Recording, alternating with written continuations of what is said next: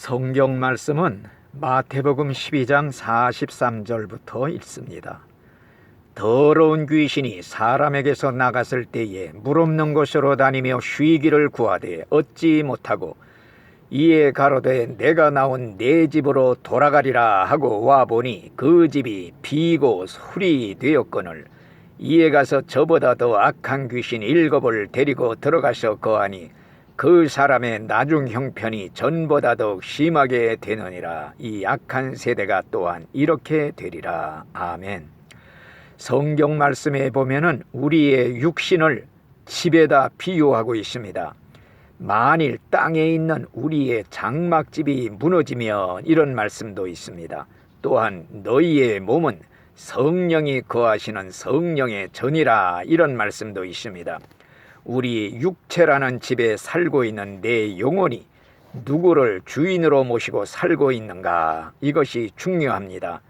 하나님을 모시고 사는 사람은 하나님 나라에 속한 하나님의 백성이 되고, 마귀를 모시고 사는 사람은 마귀 나라에 속한 마귀의 백성이 되는 것입니다.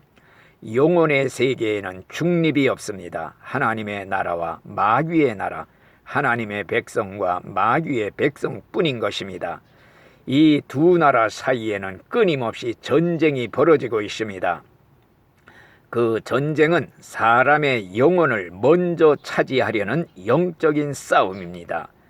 본문 말씀에도 보면 더러운 귀신이 사람에게서 나갔을 때에 이런 말씀이 나옵니다. 믿지 않는 사람들 속에는 마귀 귀신이 주인이 되어 다스리고 있다는 것입니다. 그러다가 예수를 믿게 되면 쫓겨나갑니다. 그런데 그 사람이 예수를 믿다가 중도에 그만두게 되면은 예수가 없는 빈집이 되는 것입니다. 그러면 쫓겨났던 귀신이 내가 살던 내 집으로 다시 돌아가리라 하고 와보니 집이 비어있고 예수가 없는 빈집이 되었을 때, 그러면 자기보다 더 악한 귀신 7을 데리고 들어와서 거하니 그 사람의 나중 형편이 전보다 더 심하게 된다, 이런 말씀이 있습니다. 다시 말하면 예수를 믿다 타락한 자들은 불신자들보다 더 악해진다는 말씀입니다. 예수 믿는데 더 핍박하고 신자를 핍박하는데 앞장서는 앞잡이가 되는 것입니다. 오늘날 예수를 믿지 않는 사람들은 귀신 마귀를 주인으로 모시고 사는 사람들입니다.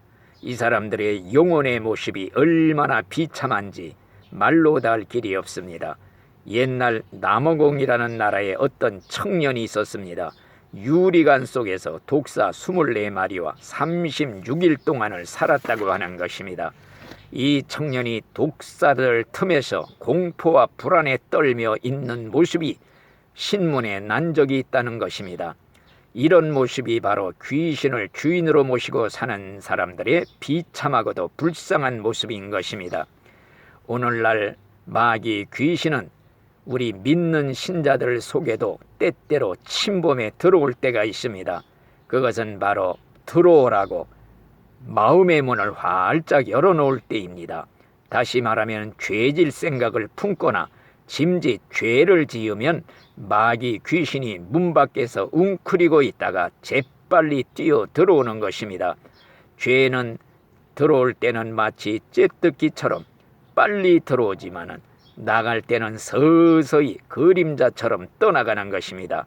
따라서 죄를 지으면은 마귀가 들어오라고 문을 열어주는 것, 징검다리 역할을 하는 것입니다.